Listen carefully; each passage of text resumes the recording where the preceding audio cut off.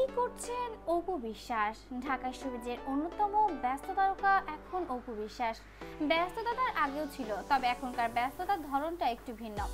আগে সিনেমার শুটিং আর ডাবিং নিয়ে সময় কাটতই নায়িকার। এখন সিনেমার ব্যস্ততা কম, নিয়মিত স্টেজ শো, বিভিন্ন প্রতিষ্ঠানের শোরুম উদ্বোধন, টিভি চ্যানেলের নাচের পারফর্ম ইত্যাদি নিয়ে সময় কাটছেন তিনি। দেশের বাইরেও এখন নিয়মিত শো করছেন। সেই সঙ্গে ছেলে আব্রাহাম খান জয়কে নিয়েও ব্যস্ততা তো রয়েছে।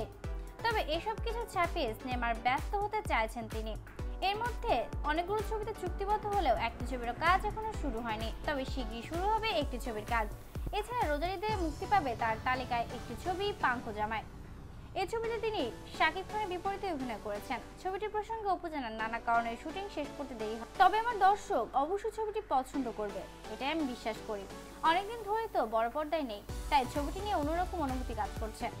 ছবিটি ঈদে মুক্তির বিষয়টি নিশ্চিত করেছেন পরিচালক আব্দুল মান্নান। তিনি বলেন, ছবির কাজ শেষ করতে প্রায় 3 বছরের মতো সময় লেগেছে, তবে এত সময় লেগেছে শাকিব খান ও অপু বিশ্বাসের মাঝে মনোমালিন্যের জন্য। তারপরও ক্ষোভ নেই।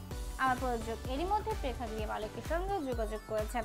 আশা করছি আসছে ঈদে ছবিটি মুক্তি দিতে। রবিন খান পরিচালিত ইমপ্রেস টেলিফিল্মের প্রয়োজনীয় নতুন ছবিতে কাজ করতে যাচ্ছেন অপু বিশ্বাস। ছবির নাম কানাগুলি। এই ছবিতে মে মাসের প্রথম সপ্তাহ থেকে শুটিং শুরু হবে বলে এখনো পর্যন্ত জানা গিয়েছে।